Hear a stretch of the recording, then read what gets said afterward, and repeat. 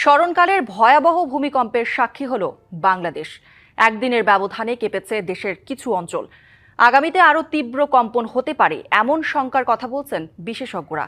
তারা বলছেন ভূগর্ভে ইন্ডিয়ান প্লেট ও বার্মিজ প্লেটের অবস্থান পরিবর্তনের কারণেই এই কম্পন।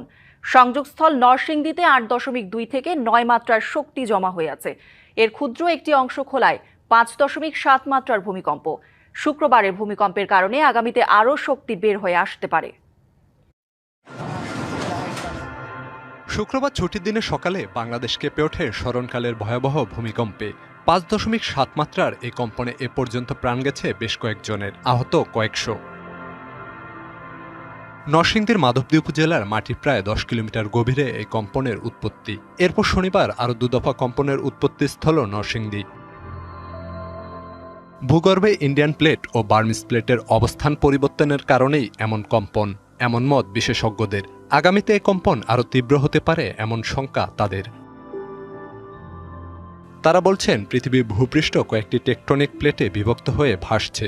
এই প্লেটগুলো নড়াচড়া করলে এক ধরনের শক্তি সঞ্চিত হয়, কাছাকাছি মিশে বা ধাক্কা দিলে তৈরি হয়